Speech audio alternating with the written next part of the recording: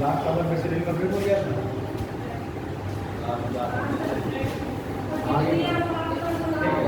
आगे वो भी बिजली की अपना घूम रही है।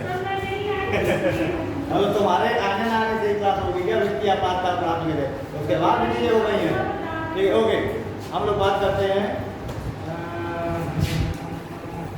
संसद की कार्यवाही। संसद की कार्यवाही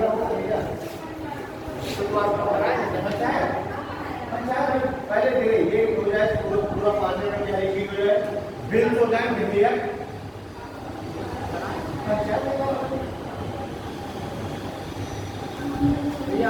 आगे कराया था पंचायत हमारे काम का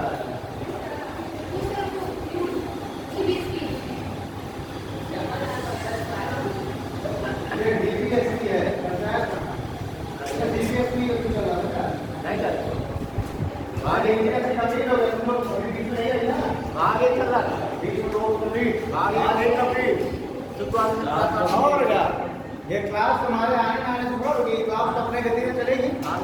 एक दिन मैं आया था तो एक दिन आया था तो 3 बच्चे आए थे, एक दिन आया तो ये चाहिए आई थी तो उस दिन मैंने नहीं पढ़ाया था क्योंकि ये दोनों नहीं थी है ना। उसके जस्ट एक दिन पहले 3 बच्चे आए थे, वो तीनों पुराने थे तो फिर पढ़ाना तो जरूरी है। जिस दिन युद्ध वाला इधर कोई नहीं आया तो उस दिन पे मैंने नहीं पढ़ाया था, मैंने इनको पीछे में रिवर्स करा दिया था है ना। तो डीपीएसपी कंप्लीट एक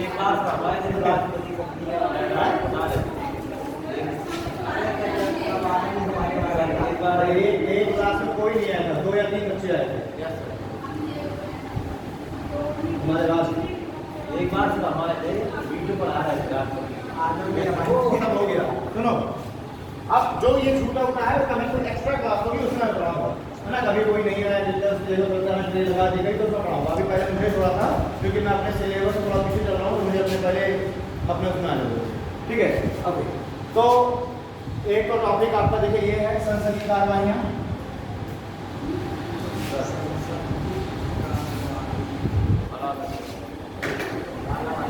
संसद की कार्यवाही एक ये टॉपिक है। ठीक है, और दूसरा टॉपिक आपका रहेगा विधेयक। यानी जो जितने के बिल्स हैं ये बिल कैसे पारित होते हैं ना, तो बिल वगैरह कितने टाइप के बिल होते हैं कैसे उनको पारित किया जाता है, ये टॉपिक रहेगा आपका। इसके बाद आप करेंगे यूनियन टेरिटरीज, वो भी मैं कंप्लीट कर दूँ यूनियन टेरिटरीज। फिर आप लोग बताइएगा जो भी छूटा हुआ पिछड़ा वो तो कराएंगे। पहले तो मुझे अच्छा, तो ये रहेगा संसद की कार्यवाही। ठीक, इसमें चलो पहले यही हम लोग स्टार्ट करते हैं है ना। संसद की कार्यवाही इसमें हम लोग देखेंगे संसद के कार्य क्या हैं वो हम देखेंगे। उसके बाद हम देखेंगे कि जो कार्यवाहियाँ होती हैं वो किस तरीके से होती हैं। ठीक, तो क्या प्रश्न कितने तरह के होते हैं थोड़ा सा संसद में पढ़ा चुका हूँ है ना। ओके, पढ़ा चुका हूँ मुझे लगा। ओके, तो अब ये तो नहीं पढ़ाया विधेयक हाँ विधेयकों का पालन वित्त विधेयक धन विधेयक देखिए संसद वाले ने पढ़ा दिया।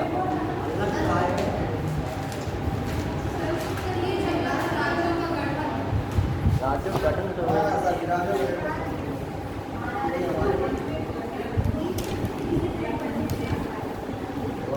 ठीक है।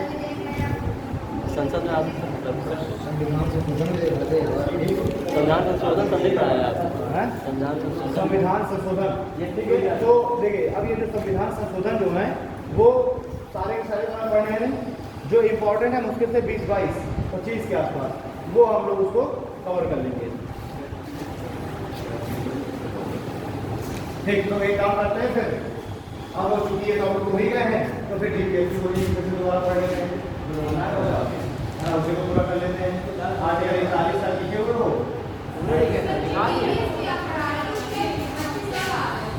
डीपीएसपी ने पूरा पढ़ा दिया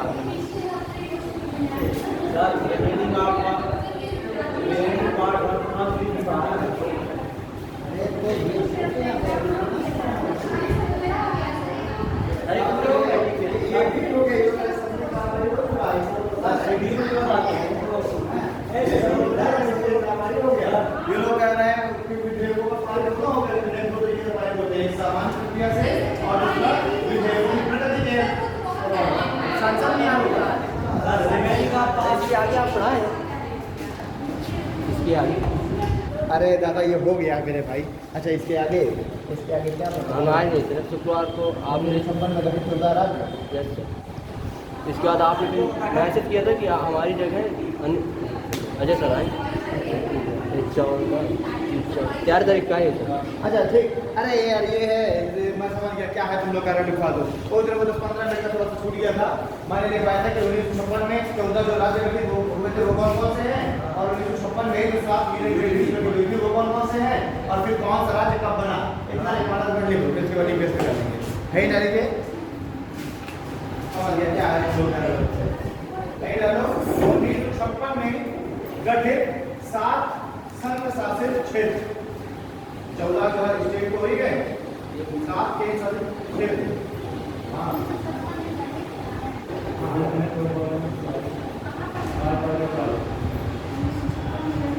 1956 में गठित 7 केंद्र शासित क्षेत्र। मैंने ऑलरेडी बता दिया था ना कि जब 1956 में क्या हुआ था कि वो जो फजल अली आयोग की अध्यक्षता में जो कमेटी बनी थी ना, उस कमेटी ने क्या किया था कि अपनी रिपोर्ट दी थी, और उस रिपोर्ट के आधार पर राज्य पुनर्गठन अधिनियम पारित किया गया। देखिए राज्य पुनर्गठन आयोग गठित किया गया फजल अली की अध्यक्षता में। जो अन्य सदस्य कौन थे?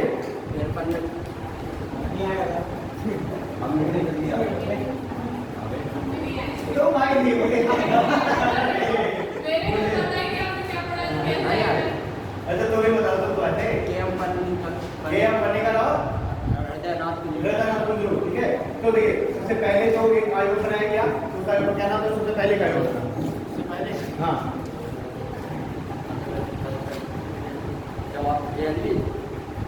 जेबीपी से पहले का आयोग बना एसके धर आयोग है ना। सबसे पहले 1947 में एसके धर आयोग बना, और ये एसके धर भी सुप्रीम कोर्ट के न्यायाधीश थे, तो इनके अध्यक्षता में आयोग बना एसके धर आयोग। और ये सबसे पहला आयोग था जिसको काम दिया गया था कि क्या भाषा के आधार पर राज्य बनाए जा सकते हैं कि नहीं बनाए सकते। भाई अभी इस समय तक मांग चल रही थी कि भाषा के आधार पर राज्य बना दिए जाए। ठीक, तो एसके धर आयोग बनाया गया जिसका काम था अपनी रिपोर्ट देना कि भाषा के आधार पर राज्य बनाए जा सकते हैं कि नहीं। एसके धर ने जो अपनी रिपोर्ट दी 1948 में, उसने कहा कि भाषा के आधार पर राज्यों का गठन नहीं हो सकता। राज्यों का गठन केवल हो सकता है कि जो सीमाएं हैं उनके आधार पर, या फिर इसके आधार पर कि मतलब एडमिनिस्ट्रेशन के आधार पर। इस तरीके से राज्यों का गठन हो सकता है। तो उन्होंने रिजेक्ट कर दिया, और जब रिजेक्ट कर दिया तो विद्रोह बढ़ गया, लोग केवल प्रदर्शन करने लगे सरकार के खिलाफ। तो एक दूसरा आयोग बनाया गया जेबीपी आयोग, और उस जेबीपी आयोग में सदस्य थे जवाहरलाल नेहरू, वल्लभ भाई पटेल और पट्टाभी सिद्धरामैया। तो इस आयोग ने वापस से ये विचार किया कि भाषा के आधार पर राज्य बन सकते हैं कि नहीं, और इस आयोग ने भी अपनी रिपोर्ट में लिखा कि भाषा के आधार पर राज्य संभव नहीं है बनाया। ठीक, इतना कहना हुआ कि अब तेलुगु भाषी क्षेत्र में एक समाज सेवी थे जिनका नाम था पोटी श्रीरामुलु। उन्होंने आमरण अनशन चालू कर दिया, भूख हड़ताल चालू कर दिया, और 56 दिन की भूख हड़ताल के बाद 15 दिसंबर 1952 में उनकी मृत्यु हो गई। उनकी मृत्यु होते ही हिंसा भड़क गई। भाई उस समय क्या था कि मैसूर केवल मैसूर कह रहा हूँ मद्रास पूरा एक ही राज्य हुआ करता था। ये था पूरा यहाँ से लेकर यहाँ तक मद्रास, ये था मद्रास। अब ये जो मद्रास है इसका जो नॉर्थ वाला हिस्सा था ये था तेलुगु भाषी, और साउथ वाला हिस्सा था तमिल भाषी। तो ये लोग मांग कर रहे थे कि भाषा के आधार पर 2 अलग राज्य बना दो। ये मद्रास के साथ नहीं रहना चाहते थे कि कहते हमें अलग राज्य बना दो। दोनों ही आयोगों ने शुरुआत में एसके धर और जेबीपी, इन दोनों ने मना कर दिया कि भैया ऐसा संभव नहीं है। और जब ऐसा संभव नहीं है तो पोटी श्रीरामुलु जो कि तेलुगु क्षेत्र के थे, उत्तरी मद्रास के, इन्होंने आमरण अनशन चालू किया। 15 दिसंबर 1952 में इनकी मृत्यु हो गई, और जब मृत्यु हो गई तो प्रदर्शन चालू हो गए, और प्रदर्शन जब चालू हो गए, हिंसक प्रदर्शन चालू हो गए, तो सरकार के द्वारा जल्दी में एक भाषा के आधार पर पहला राज्य गठित कर दिया गया 1 नवंबर 1953 को। कौन? आंध्र प्रदेश। ठीक है, अब एक राज्य गठित हुआ तो सारे राज्य मांग करने लगे। इधर बंबई भी मांग कर रहा था कि हमें भी 2 भागों में बांट दो, बंबई एक राज्य हुआ करता था। बंबई मांग कर रहा है हमको भी 2 भागों में बांट दो। उत्तर वाला हिस्सा क्योंकि वहां पर गुजराती रहते बोलने वाले थे गुजरात, और दक्षिण का हिस्सा बंबई का मराठी बोलने वाले महाराष्ट्र। ठीक है, तो वो भी मांग करने लग गए। मतलब हर एक राज्य, जब पंजाब में मांग होने लगे कि हमें भी अलग अलग कर दो, जो उत्तरी पंजाब वाले थे वो पंजाबी बोलते थे, दक्षिणी पंजाब वाले हिंदी बोलते थे, हाँ इधर वाले वो अलग थे, ठीक है। तो उसको भी फिर 4 भागों में तोड़ा दिया, पंजाब, हरियाणा, हिमाचल प्रदेश, चंडीगढ़, ठीक। तो इस तरीके से ये मांगे बढ़ने लग गई। जब एक राज्य को बनाया गया तो फिर अदर को भी बना। तो इसी वजह से दिसंबर 1953 में ही गठित कर दिया गया फजल अली की अध्यक्षता में, फजल अली है ना, ये भी सुप्रीम कोर्ट के सीजे रह चुके हैं। तो फजल अली की अध्यक्षता में फिर से एक आयोग बना और इसमें 2 अन्य सदस्य हैं, हृदय राम टुल्लू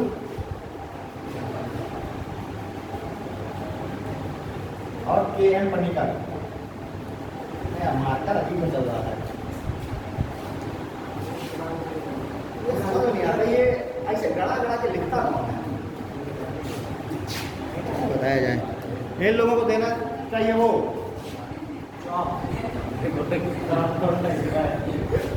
कलम, लोगों को लिखे रहे। हम 1 साल मार्केट यूज कर लें, इतनी लिख कभी नहीं छोड़ेंगे, 1 साल मार्केट यूज कर लें। कितना है गड़ा गड़ा के लिखते हैं, आदत पड़ी है, अरे वहाँ घुमा करके पढ़ा दो, ज़्यादा आदत नहीं चौकी।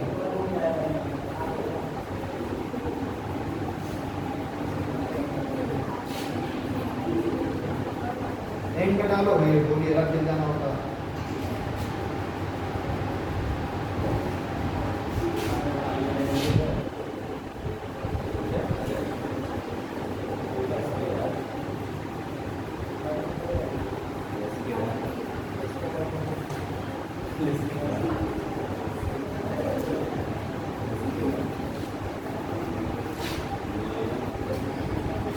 ठीक है जी, ओके। अब इस आयोग ने अपनी रिपोर्ट दी 1955 में, इस आयोग ने रिपोर्ट दी 1955 में। इस आयोग का एक्चुअली नाम क्या है? इस आयोग का नाम है राज्य पुनर्गठन आयोग। फजल अली की आयोग की अध्यक्षता, फजल अली की अध्यक्षता में जो आयोग बना उसका नाम है राज्य पुनर्गठन आयोग। इससे रिपोर्ट दी 1955 में और इस आयोग की रिपोर्ट के आधार पर ही संसद में एक अधिनियम पारित कर दिया, एक एक्ट बना दिया और उसका नाम है राज्य पुनर्गठन अधिनियम, राज्य पुनर्गठन अधिनियम 1956। तो आपसे क्वेश्चन पूछा था कि राज्य पुनर्गठन आयोग जो है वो किस की सिफारिश पर आया था? तो फजल अली की, ठीक है। और जब ये अधिनियम बनाया गया तो इस अधिनियम के द्वारा कुछ राज्य और कुछ यूनियन टेरिटरीज बांट दिए गए। कहा गया इस अधिनियम के अंतर्गत कि भारत में 14 राज्य होंगे और 7 यूनियन टेरिटरीज, 14 राज्य और 7 यूनियन टेरिटरीज। तो उस समय जो राज्य पुनर्गठन अधिनियम है उसके अकॉर्डिंग जो 14 राज्य थे उन्होंने ऑलरेडी लिखवा दिए हैं और उसके अकॉर्डिंग जो 7 यूनियन टेरिटरीज हैं।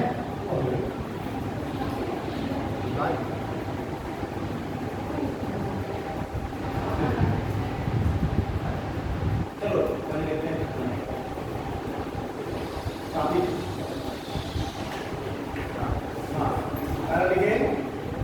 हिमाचल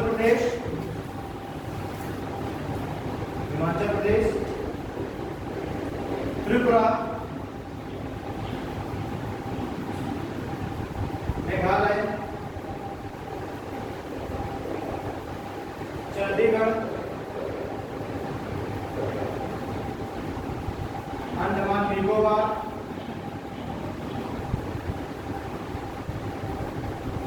ठीक है, दिल्ली,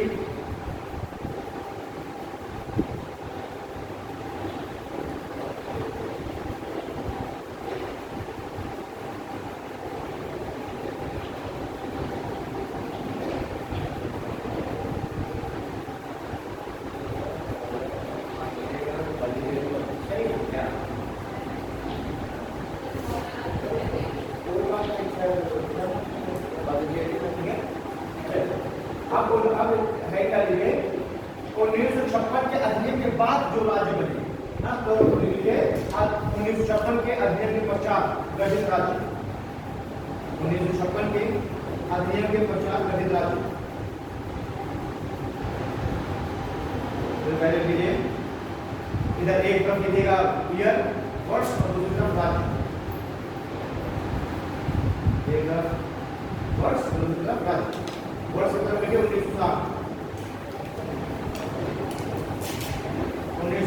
1960 में बम्बई का डिवीजन हुआ और बने गुजरात और महाराष्ट्र। 1960 में वो बम्बई और महाराष्ट्र, गुजरात और महाराष्ट्र, गुजरात और महाराष्ट्र। फिर 1963 में नागालैंड, 1963 में नागालैंड। फिर 1966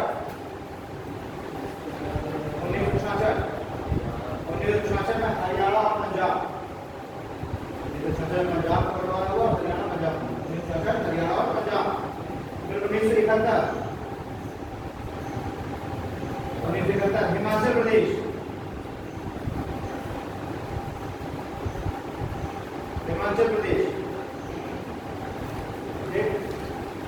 फिर 1971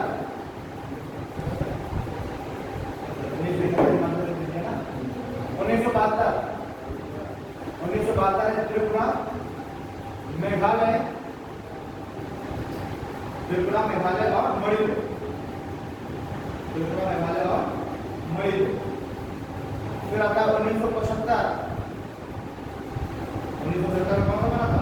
1975 में सिक्किम कौन से एक्ट के थ्रू, मतलब कौन सा कॉन्स्टिट्यूशन अमेंडमेंट हुआ? 36वां। तो उससे पहले सिक्किम के लिए एक और अमेंडमेंट किया गया, 35वां आर्टिकल 2 की छोटा किया गया सही शहरात बनाने के लिए। यानी कि जब सिक्किम का एनेक्सेशन किया गया ना, अधिग्रहण किया गया, मिलाया गया, तो सिक्किम ने कहा कि भाई अभी हमने आपको स्टेट का दर्जा दे देंगे या स्टेट बना देंगे। तो चूंकि भारत क्या है, यूनियन ऑफ स्टेट, राज्यों का एक संघ है, और राज्यों का एक संघ का मतलब है, यूनियन का मतलब है कि राज्य जो है मिल तो सकते हैं संघ में, लेकिन अलग नहीं हो सकते। राज्यों को संघ से अलग होने का अधिकार नहीं है, और संघ चाहे तो राज्यों के सीमा में परिवर्तन कर सकता है, क्षेत्र नाम हर जगह परिवर्तन कर सकता है। तो सिक्किम ने कहा कहीं ऐसा हो हम आप में राज्य बन जाए और आप कुछ चाइना वाली आप पॉलिसी में चलने लगे, तो इसलिए पहले कुछ ऐसी हमें बोल दीजिए ताकि हमें भी कॉन्फिडेंस आए। तो इसलिए सिक्किम को बनाया गया सहराज, ठीक है, 35th कॉन्स्टिट्यूशन अमेंडमेंट 1974 के बाद, और अगले ही साल कॉन्स्टिट्यूशन अमेंडमेंट किया गया 36 1975 में, और इसके बाद सिक्किम को भारत के पूर्ण राज्य बना दिया गया। तो 1970 सिक्किम। अगले के बाद 1987 गोवा, अरुणाचल प्रदेश और मिजोरम, गोवा, अरुणाचल प्रदेश और मिजोरम। ये देखो 2000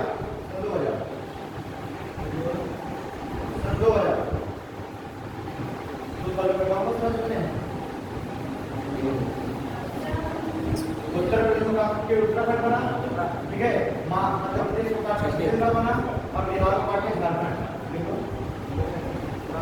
2000 में छत्तीसगढ़, झारखंड और उत्तराखंड।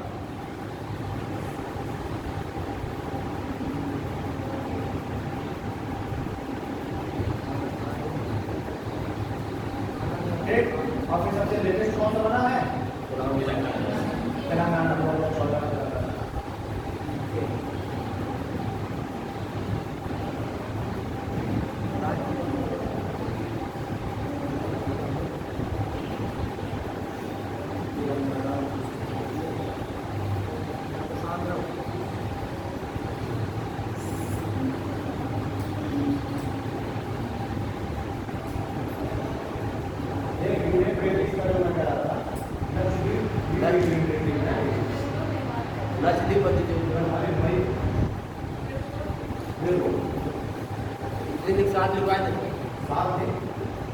दिल्ली का, अंडमान निकोबार का, ठीक है, लक्षद्वीप का, हिमाचल प्रदेश का, मेघालय नहीं मणिपुर, मेघालय नहीं मणिपुर, ठीक है, और त्रिपुरा का, और एक पुदुचेरी, ठीक, यही सात थे, ठीक है। दिल्ली, अंडमान निकोबार, लक्षद्वीप, पुदुचेरी, हिमाचल प्रदेश, मणिपुर और त्रिपुरा, मेघालय नहीं, मणिपुर त्रिपुरा, ये सात यूनियन टेरिटरीज। ठीक, कुछ ऐसे राज्य हैं जो कि वर्तमान में भी बंटवारे की बात कर रहे हैं, वो कह रहे हैं हमको भी 2 भाग बंटवा दो, नहीं डालेंगे, नहीं डालेंगे। नए राज्यों का प्रस्ताव, नए राज्यों का प्रस्ताव एवं मांग, नए राज्यों का प्रस्ताव एवं मांग, वर्तमान की स्थिति है नया राज्यों का प्रस्ताव एवं मांग। तो सबसे पहला आएगा गुजरात, जो कि गुजरात तमाम सभी हमसे मतलब उससे काफी सौराष्ट्र अलग, इधर इधर देखो राज्य और दूसरी तरफ लिखिए नए राज्य की मांग। ठीक, इधर राज्य कौन से राज्य को काटने की बात की जा रही है, दूसरी तरफ नए राज्य की मांग। ठीक है, तो इधर आप लिखेंगे राज्य की तरफ गुजरात और दूसरे तरफ लिखेंगे सौराष्ट्र, सौराष्ट्र।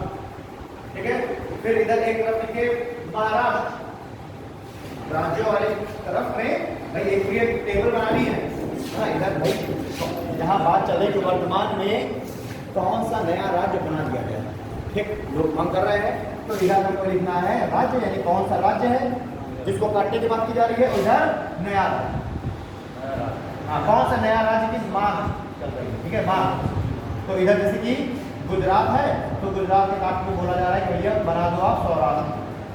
अरे जैसे उत्तर प्रदेश में मांग चल रही है बना दो, बघेलखंड बना दो, है ना। तो ऐसे ही बात चल रही है, गुजरात को काट के सौराष्ट्र और महाराष्ट्र को काट के विदर्भ, महाराष्ट्र को काट के विदर्भ, विदर्भ, महाराष्ट्र को काट के विदर्भ।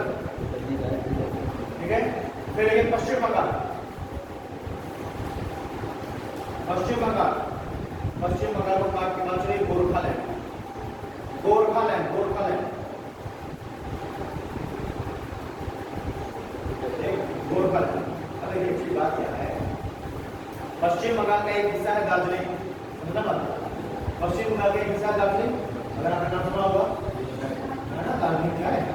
ठीक, उसी दार्जिलिंग से ही जैसे आप आगे बढ़ते हैं, आपको मिल जाता है गंगटोक। ठीक, तो वहाँ पर क्या है, दार्जिलिंग में मोस्टली जो लोग हैं वो है नेपाल के, क्योंकि दार्जिलिंग और नेपाल बिल्कुल बाउंड्री कॉमन है दोनों की, बिल्कुल सीमा साझा हो रही है। ये ऐसी तरीके से नेपाल में इधर ये नेपाल है, और इधर हम देखते हैं कि आपका ये सिक्किम है, सिक्किम की सीमा के यहाँ तक, और ये वाली जो सीमा है ये है वेस्ट बंगाल की, ये है वेस्ट बंगाल। तो यहाँ से ये वाली जो बाउंड्री है ये नेपाल और वेस्ट बंगाल की सीमा साझा होती है, और यहीं पर है दार्जिलिंग, ये है दार्जिलिंग। तो चूंकि दार्जिलिंग एक हिल स्टेशन है, पिकनिक स्पॉट है, लोग यहाँ पर काफी ज्यादा वहाँ पर जाते हैं घूमने, तो नेपाल के जो लोग हैं वो यहाँ पर आते हैं और यहाँ आकर के अपना जो है जो भी काम वगैरह यहाँ करते हैं। तो नेपाल के जो ये जो लोग आ रहे हैं ये कहलाते हैं गोरखा, इन्हीं से हमारे रेजिडेंट भी चलती है ना, एक आर्मी में एक विंग है गोरखा, है ना। तो ये जो लोग आते हैं नेपाल की कहलाते हैं गोरखा। और दार्जिलिंग अगर आप जाएंगे तो आपको 80% नेपाली मिलेंगे, दार्जिलिंग में 80% तुम्हें नेपाली मिलेगा। भारतीय वहाँ पर इंडियन 30% है, 80% नेपाली है। तो अब वो लोग भी बहुत लंबे समय से रह रहे हैं, काफी लंबा समय हो गया, तो अब ये लोग मांग कर रहे हैं कि जो दार्जिलिंग वाला जो एरिया है ये काट के हमें दे दो और बना दो गोरखालैंड वाला देश है। तो ऐसा पश्चिम बंगाल का, लेकिन चूंकि वहाँ पर गोरखा कम्युनिटी है नेपाल की, तो वह मांग कर रही है कि ये आप बना दीजिए गोरखालैंड। ऊपर सिक्किम है ना। अब इधर नेपाल है, बीच में फंस के रह जाओगे, ठीक है, बस मांग चल रही है। और दार्जिलिंग छोटा सा एरिया है। अगला है असम, असम, असम में मान लीजिए बोडोलैंड, बोडोलैंड, असम, बोडोलैंड, ठीक है। फिर है कर्नाटक, कर्नाटक, कर्नाटक का मान लीजिए कोडगू, ये कोडगू, आधा का कोडगू, कर्नाटक का मान लीजिए कोडगू। नेक्स्ट उत्तर प्रदेश,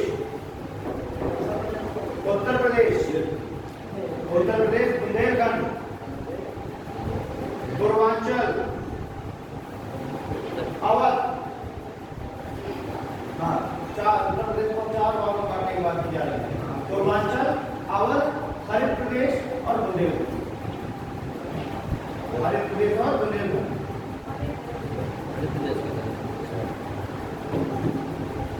ठीक है, तो हरित प्रदेश में कौन सा एरिया आएगा?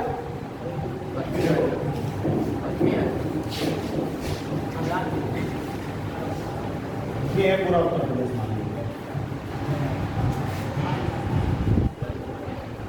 ये उत्तर प्रदेश है ना।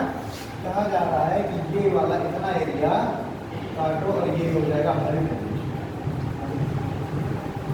जैसे हमारे पश्चिमी उत्तर प्रदेश कह रहे हैं ना, इसमें आप चला जाएगा गाजियाबाद, नोएडा है ना, शामली वगैरह रह गए, ये सब सहारनपुर, बिजनौर, ये सब चले जाएंगे और ये कहलाएगा हरित प्रदेश। ठीक, इसकी मांग चल रही है, इसको बना दो पूर्वांचल। ठीक है, उसके बाद इसको कहा जा रहा है, इसको बना दो अवध। ठीक है, और ये तो ऑलरेडी मांग कर ही रहा है कि हमें कितने को बना दो, हमारे तो थोड़ा बहुत बचा। चलो हरित प्रदेश हमने मान लिया कि हरित प्रदेश ऐसे है ना, और ये वाला एरिया पूरा बच जाएगा। ये वाला एरिया उत्तर प्रदेश के पास कितना बचेगा, क्या कहता है उत्तर प्रदेश?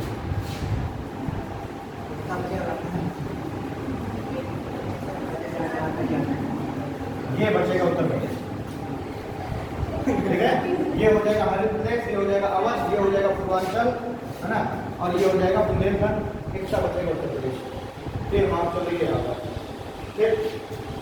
हाँ, बुंदेलखंड में उत्तर प्रदेश के भी कुछ जिले शामिल हैं और मध्य प्रदेश के भी जिले शामिल है। ये मिला के कहा जा रहा है बुंदेलखंड। ठीक है, ये मिला के कहा जा रहा है बुंदेलखंड। क्लियर बात? ओके, नेक्स्ट आता है बिहार। बिहार को दो और उसमें मांग की जा रही है, दो स्टेट बनाने की। कौन सा? एक तो आपका भोजपुर और दूसरा मिथिलांचल। भोजपुर और मिथिलांचल, भोजपुर और मिथिलांचल। तो ये इस तरीके से कुछ मांगे हैं तो भी की जा रही है।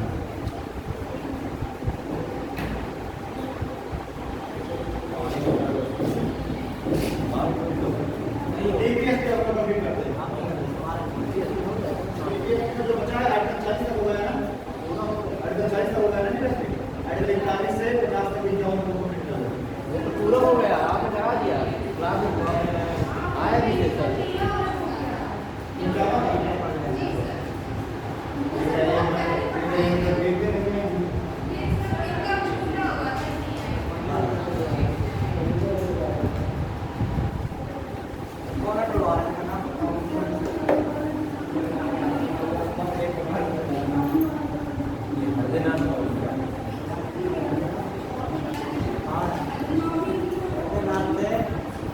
आयोग के अध्यक्ष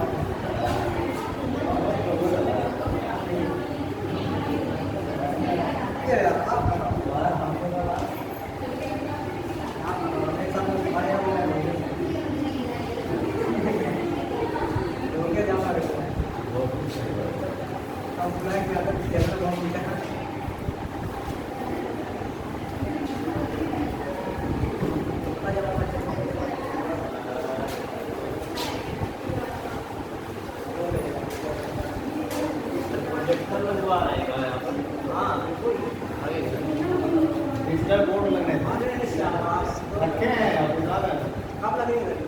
अरे यहाँ लगेंगे लड़के जो है ये भी लड़के एकदम सुधरी है तो तोड़ दागे एक अपने से बराबर कर देंगे। जब नई बिल्डिंग बना देता लगा अच्छी कोई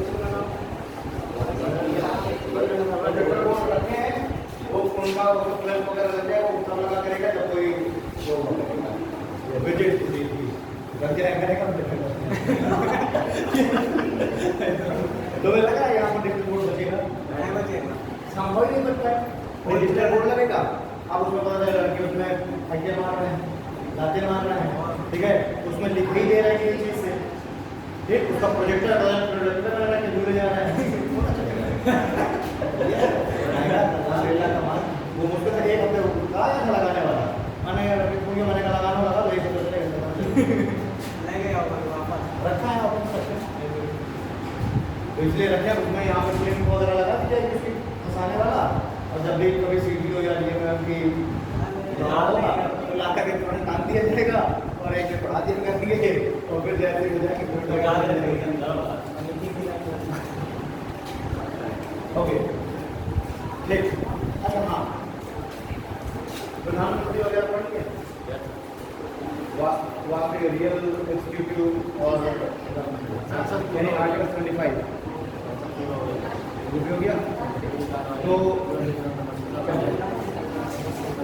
हम लोगों की स्टार्टिंग के दोनों हो ही गए थे परियमन हो ही गया है ठीक अब थोड़ा सा मैं बस समराइज कर दूँ पूरा चर्चा हो गया है तो फिर उसके बाद आगे की जो चीज़ें होती हैं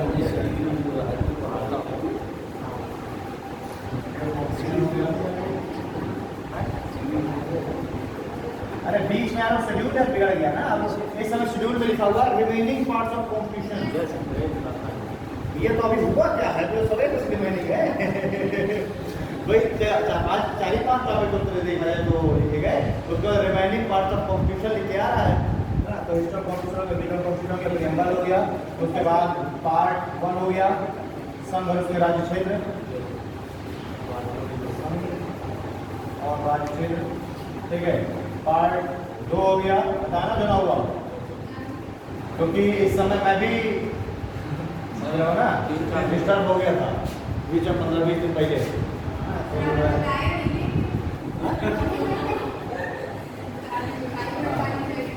तो देखो मेरे मतलब पढ़ाने के वो देखो 29 तारीख तक मैंने पढ़ाया चीज को भी मैं आने वाला था तो घर में मुझे रिहाई दिया है कोई तो तब नहीं आया तब फिर मैंने मेरे ख्याल से उनको बोल दिया था मैंने सुशील सर आए थे क्या अजय सर आए ठीक है पार्ट 2 सिटीजनशिप पार्ट 3 भी हो गया है फंडामेंटल राइट्स ठीक है पार्ट 4 भी हो गया है डीपीएसपी ठीक है 4 का भी हो गया है ना फंडामेंटल ड्यूटी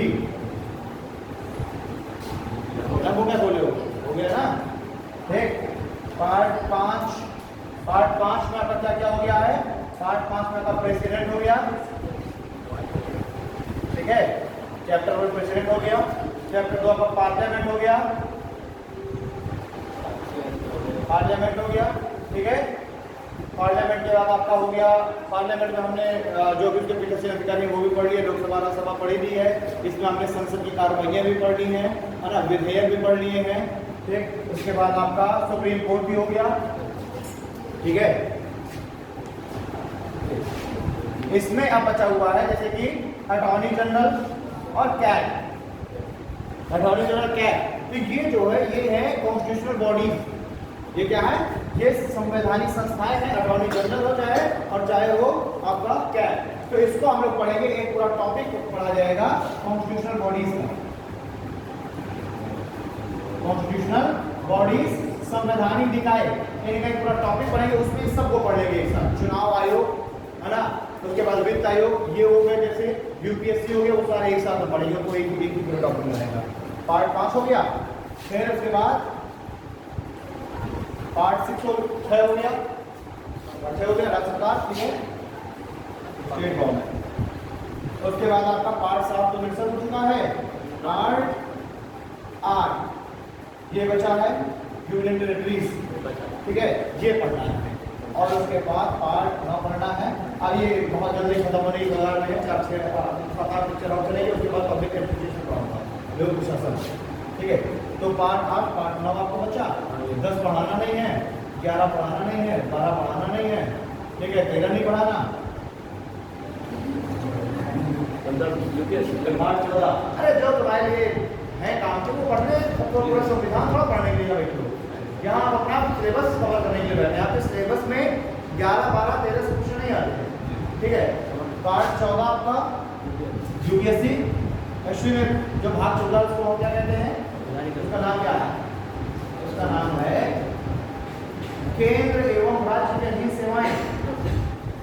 14 का नाम है केंद्र एवं राज्य की अधीन सेवाएं। तो इसी में हम यूपीएससी को पढ़ते हैं, ठीक है। 315 से लेकर 323 तक ये हमें पढ़ना है।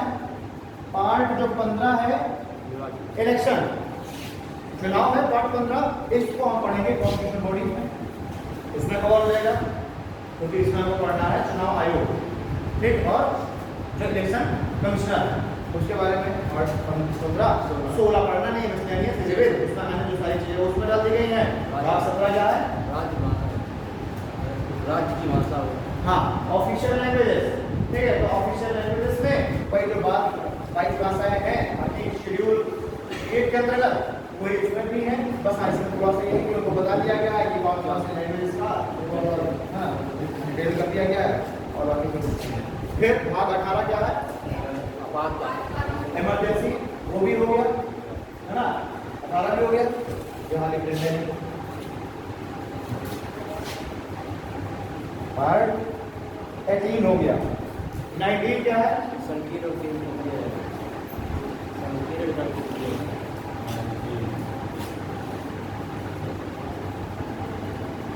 क्या भावरी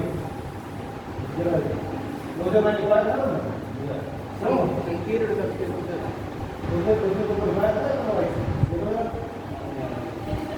भाग 19 भाग 19 में भी यही है कि जो नई कोई चीजें आती हैं उसको भाग 19 में जोड़ा जाता है, ठीक है। ओके, फिर भाग 20 क्या है? संविधान संशोधन, ठीक, वो हमें पढ़ना है। भाग 20 ये ठीक, इतने हमको पढ़ना है, उतने हम पढ़ चुके हैं, इतने को हम, ठीक है। एक आपका कॉन्स्टिट्यूशनल बॉडी के साथ साथ नॉन कॉन्स्टिट्यूशनल बॉडी भी पढ़ेंगे। नॉन कॉन्स्टिट्यूशनल बॉडी पढ़ेंगे। नॉन कॉन्स्टिट्यूशनल बॉडी में जाएंगी गैर संवैधानिक निकाय, या इसको हम कह सकते हैं एक्स्ट्रा कॉन्स्टिट्यूशनल भी कह सकते हैं, अनकॉन्स्टिट्यूशनल नहीं है, ये है एक्स्ट्रा कॉन्स्टिट्यूशनल, ठीक। तो जो कि संविधान में है भाई, लेकिन संविधान के उद्देश्यों को पूरा करने के लिए जरूरी है, जैसे कि राष्ट्रीय मानवाधिकार आयोग वगैरह, ठीक। ये एक्स्ट्रा कॉन्स्टिट्यूशनल बॉडी है, ये भी 2 तरीके की है। कौन कौन सी? एक्स्ट्रा कॉन्स्टिट्यूशनल बॉडी यानी जो गैर संवैधानिक निकाय हैं, ये भी 2 तरीके की होती है। एक्स्ट्रा कॉन्स्टिट्यूशनल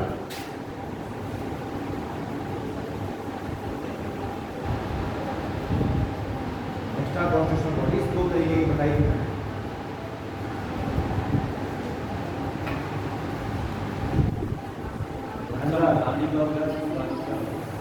सांविधिक निकाय, सांविधिक जिसे बोलते हैं स्टैच्यूटरी बॉडी, है ना, जैसे कि सांविधिक निकाय में कौन सी है? यही मानवाधिकार है। और दूसरी है एग्जीक्यूटिव बॉडी, कार्यकारी निकाय, है ना, तो वो है जैसे कि नीति आयोग, ठीक। दोनों कैसे बनाई जाती है? जो स्टैच्यूटरी बॉडी है ये बनाई जाती है किसके द्वारा? संसद के द्वारा बनाई जाएगी, बस अमेंडमेंट नहीं किया जाएगा।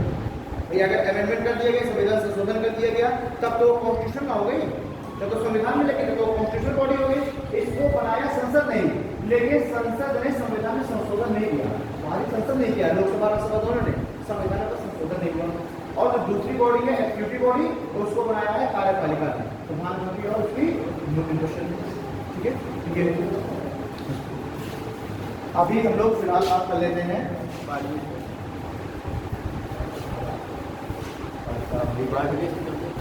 बात करते हैं हम लोग भाग 9 पढ़ेंगे। इसमें भाग 9 का भाग 9 और भाग 9 का इसमें देखेंगे।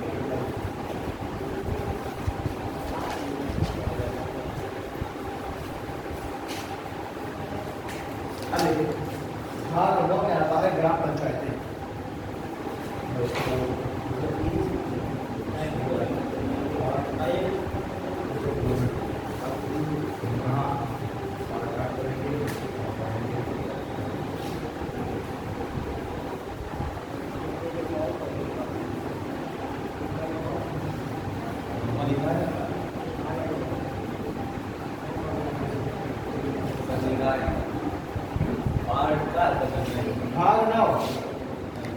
भाग 9 ग्राम पंचायतें। अरे हाँ, भागना चाहो भाग 9 के बाद भाग 9 का तो पढ़ेंगे, वो भी तो यहाँ पे अलग भाग है। भाग 9 का क्या है? भाग 9 का अच्छा चलो ठीक है, एक तुमको मैं बिल्कुल एक लाइफ लाइन देता हूँ। भाग 4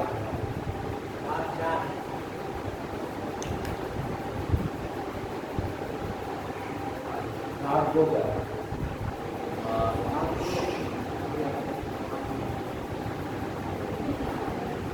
भाग 1 क्या है? प्रियम्बल क्या है? प्रियम्बल कौन से भाग में? प्रियम्बल कौन से भाग में? जो कितना विचार सुन रहा होगा, प्रियम्बल कौन से भाग में सुन रहा है? प्रियम्बल कौन से भाग में? प्रियम्बल अपने आप अलग है। प्रियम्बल से रिलेटेड मैंने 2-3 केसेस की बात की थी। प्रियम्बल से रिलेटेड 2-3 मैंने केस की बात की थी। कौन कौन से केस आए थे प्रियम्बल से रिलेटेड? महेंद्र देखो, प्रियम्बल से क्वेश्चन आता ही आता है, तो इलेक्शन से लेके प्रियम्बल से रिलेटेड 2-3 केसेस की हमने बात की थी। हाँ तो बताओ, प्रियम्बल से रिलेटेड 2-3 केस आए थे।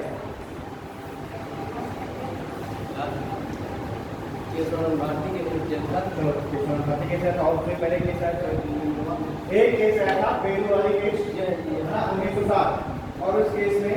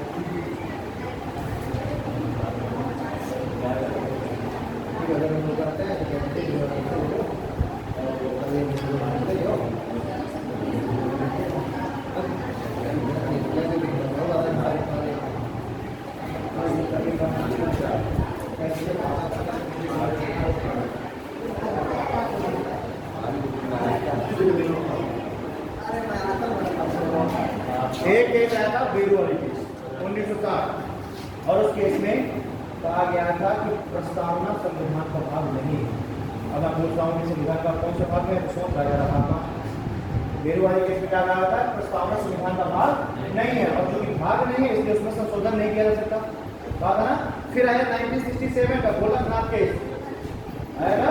और गोलकनाथ केस में क्या कहा गया, उसमें भी इसी चीज कहा गया कि प्रस्तावना संविधान का भाग नहीं। और ये क्या कौन है रहा है, सुप्रीम कोर्ट। सुप्रीम कोर्ट ने कहा कि गोलकनाथ केस में प्रस्तावना संविधान का भाग नहीं है और इसलिए उसमें संशोधन नहीं हो सकता। ठीक है, फिर आया केस केशवानंद भारती केस, तुम्हें क्या बता रहा ये देखो। फिर अगला केस आया केशवानंद भारती केस 1973।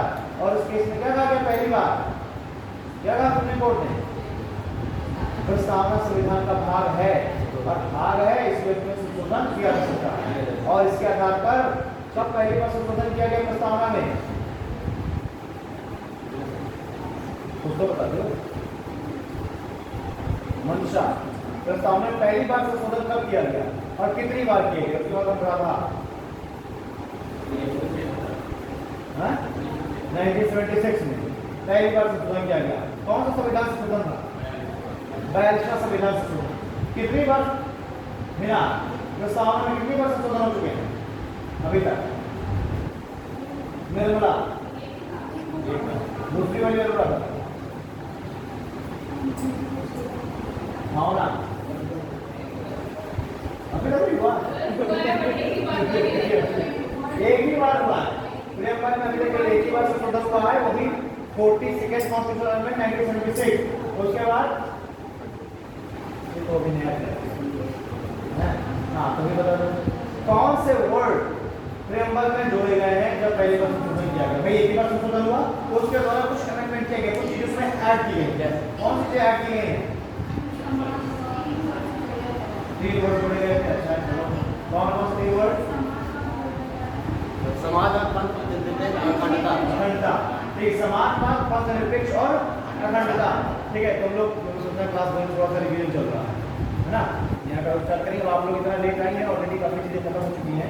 जो वन डे एग्जाम वाले हैं उनका तो मान लो 40 खत्म हो चुका है 1967। ठीक है, तो इसमें 3 वर्ड जोड़े गए, समाजवाद, पंथनिरपेक्ष और पंथनिरपेक्ष जो वर्ड है वो जोड़ा गया है धर्मनिरपेक्ष के साथ। पहले हुआ था धर्मनिरपेक्ष, उसके लिए जोड़ा गया पंथनिरपेक्ष और एक वर्ड जोड़ा गया अखंडता।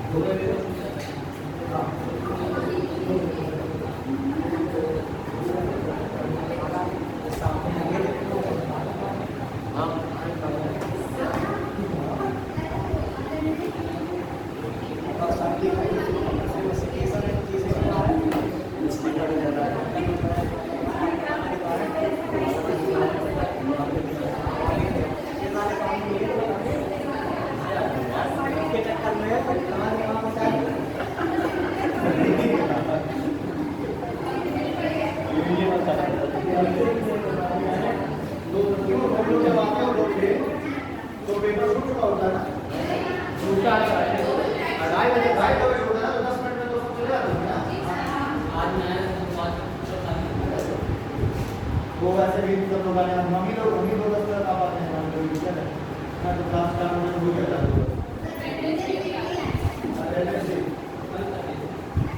एक ब्लैंक कागज में ब्लैंक मतलब एक कोई ब्लैंक कागज जो है वहां करके आप एग्जाम पास करते हैं। आईडी कार्ड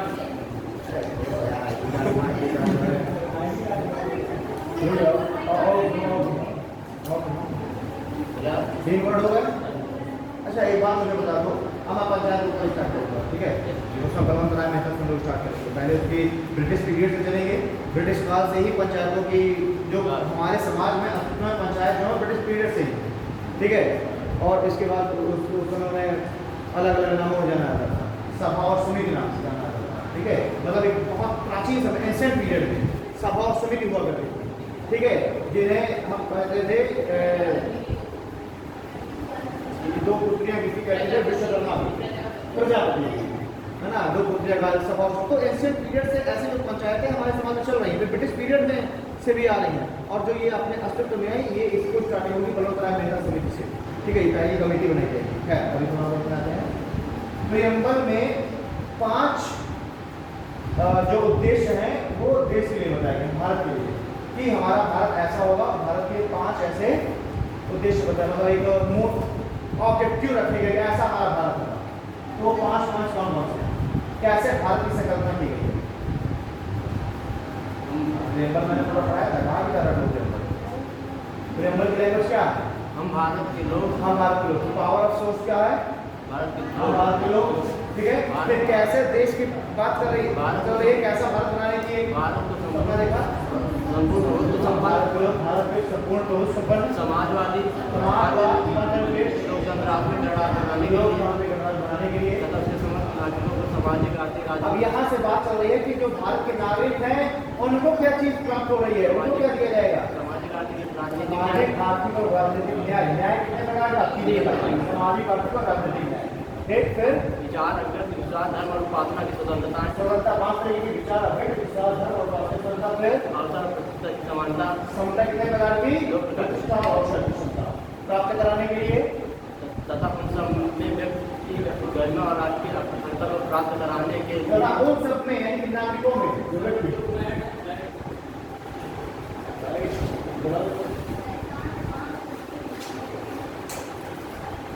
ठीक है, ये दोनों ना ये ना वो दोनों नहीं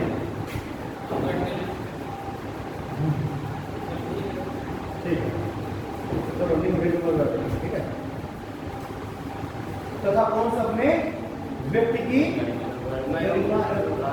राष्ट्र की एकता तथा अखंडता, मतलब बात चल रही है कि जो नागरिक हैं उनमें व्यक्ति की गरिमा भी सुनिश्चित की जाएगी और व्यक्तियों से ऐसी अपेक्षा की गई है कि वो राष्ट्र के प्रति ऐसी मतलब एक ऐसा कार्य करें कि राष्ट्र की एकता और अखंडता सुनिश्चित हो सके, ठीक, और आपसी भाईचारा बनाए ताकि जो व्यक्ति है उनके आपसी भाईचारे से जो हमारा राष्ट्र है उसका एकीकरण हो, एकता और अखंडता सुनिश्चित हो सके तथा उन सभी में व्यक्ति की तथा उन सभी में राष्ट्र के प्रति एकता और अखंडता सुनिश्चित करने वाली बंधुता बनाने के लिए फिर आगे दृढ़ संकल्पित होकर अपनी इस संविधान सभा में आज दिनांक 26 नवंबर 1949 ऐसा द्वारा मिति मार्च शुक्ल पक्ष सप्तमी संवत मध्य को संविधान सभा में एकत्रित होकर अपने संविधान को अधिनियमित अंगीकृत एवं आत्मनिर्भर करते हैं। पूरी लैंग्वेज आपको याद रखनी है, इससे बीच से क्वेश्चन बनते रहते हैं, बहुत सारे क्वेश्चन आते हैं, पीछे में बचपन टाइम क्वेश्चन आ चुका है, ठीक है। एक तरह से पूरा पूछेगा स्वतंत्रता कितने प्रकार की, समता, ये हर चीज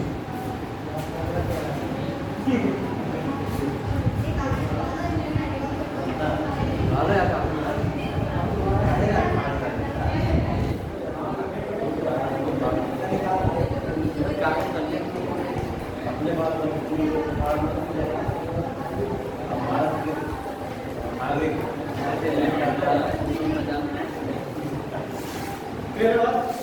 अच्छा, यहाँ पर एक कभी क्वेश्चन पूछा था कि इसे पूछ लिया जाता है, एक बार आया हुआ है क्वेश्चन ऐसे सीजन में, ठीक। हमारे प्रियम्बर में भारत शब्द कितने बार उल्लेखित किया गया है? 2 बार। 2 बार। हम भारत के लोग भारत को, है ना, 2 बार, ठीक है। इसको संविधान की आत्मा किसने कहा है?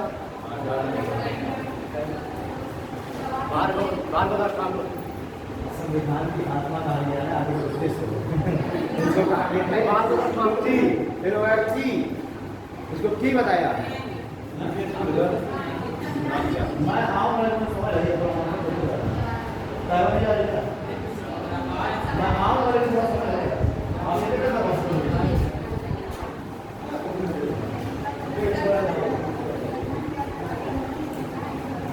ठीक है।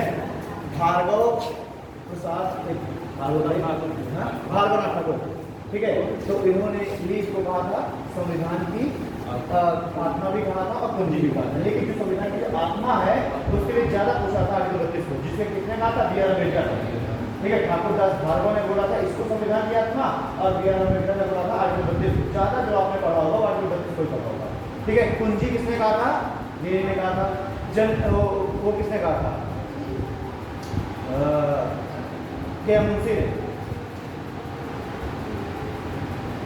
मुंशी ने भी इसको क्या कहा था? प्रियम्बर को संविधान के सबसे महत्वपूर्ण एक इसका भाग बताया था, सबसे महत्वपूर्ण भाग है, और इसके जो है एक आईना है। मुंशी ने कहा था कि ये जो प्रियम्बर है हमारे संविधान के एक आईना है, ठीक है, दर्पण, ठीक है। चलिए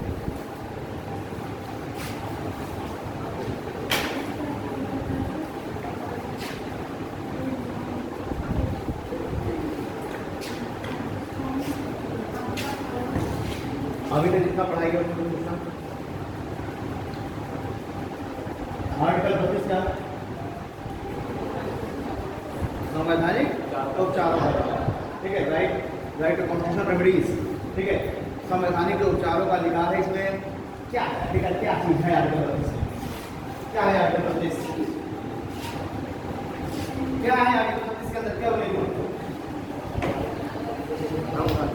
आर्टिकल 32 के अंदर उल्लेखित है सुप्रीम कोर्ट के 5 प्रकार की रिट जारी करने का अधिकार। आर्टिकल 32 में क्या है? सुप्रीम कोर्ट की 5 प्रकार की रिट जारी करने का अधिकार, ठीक है। 5 जो रिटें हैं वो कौन कौन सी है? महेंद्र 5 रिट महेंद्र नाम है अमर अमर नाम है 5 प्रकार के रिट। महेंद्र किसका नाम है? अरे वो लड़का आया 5 प्रकार के रिट कौन कौन सी? याद नहीं, 5 रिट नहीं याद। अनुराधा 5 रिट जो सुप्रीम कोर्ट 5 रिट जारी करती है।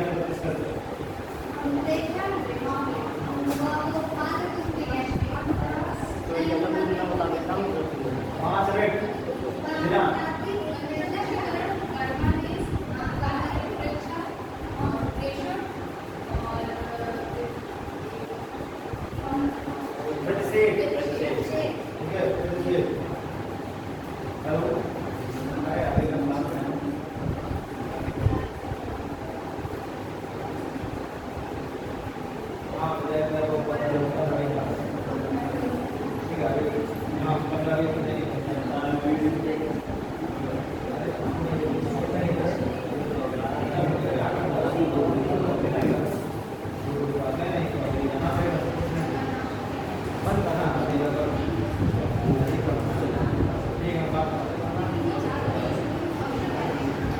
ठीक है।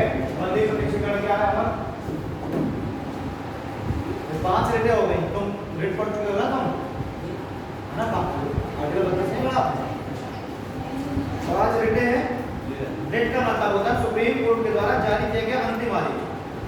अब अगर सुप्रीम कोर्ट ने रिट जारी कर दिया तो अब जो भी इसके लिए रिट जारी की गई है, चाहे वो पुलिस प्रशासन के लिए हो, स्टेट के लिए हो, किसी व्यक्ति विशेष के लिए हो या फिर अधीनस्थ न्यायालयों के लिए हो, अब उसको वो कार्य तत्काल करना पड़ेगा। एक तरीके से अंतिम आदेश है रिट। तो पहला आदेश है बंदी प्रत्यक्षीकरण, हैबेस कॉर्पस, उसका मतलब है साफ शरीर प्रस्तुत करना, ठीक है। इसका मतलब है कि अगर किसी व्यक्ति को गिरफ्तार करके रखा है पुलिस ने या किसी ऐसे अधिकारी ने जिसको गिरफ्तार करने का अधिकार है, या फिर किसी व्यक्ति विशेष ने, किसी व्यक्ति ने किसी को जबरदस्ती रोक रखा हुआ है, तो उसके खिलाफ रिट जारी की जाएगी। इसका मतलब है कि इस व्यक्ति को तुरंत ही मजिस्ट्रेट के सामने उपस्थित करना, ठीक है। बंदी प्रत्यक्षीकरण तुरंत मजिस्ट्रेट के सामने उपस्थित करना है। इसका कारण ये है कि मजिस्ट्रेट इस बात का समाधान करना चाहता है कि ये व्यक्ति सही सलामत है, ठीक है। दूसरा जो रिट है वो है परमादेश। ये किसके लिए जारी की जाएगी? परमादेश भी किसी अधिकारी के लिए जारी की जाएगी, कोई अधिकारी उसके लिए जारी की जाएगी परमादेश।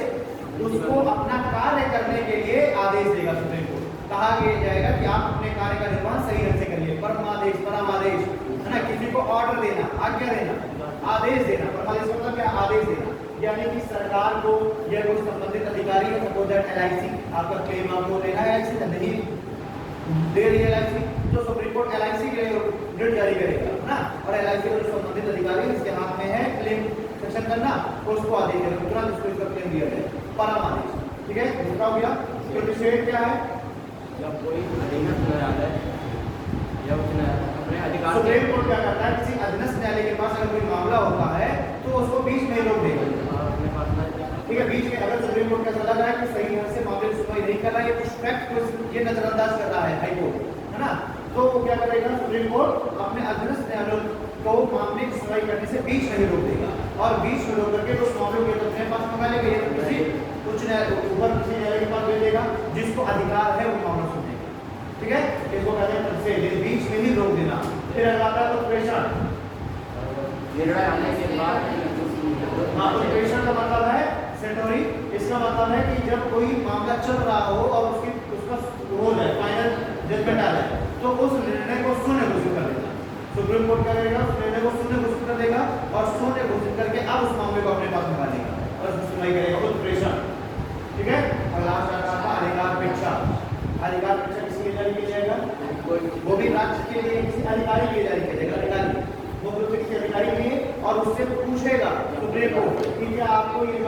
कर रहे हैं, करने का आदेश है आपको, है ना। आप किस अधिकार से आप इस पोस्ट पर बैठे हैं, कुर्सी पर किस अधिकार से बैठे हैं, है ना, उसको कहते हैं अधिकार परीक्षा को वारंट।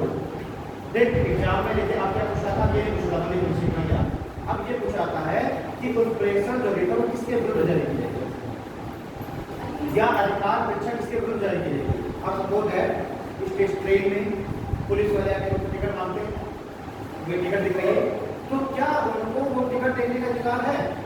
नहीं है।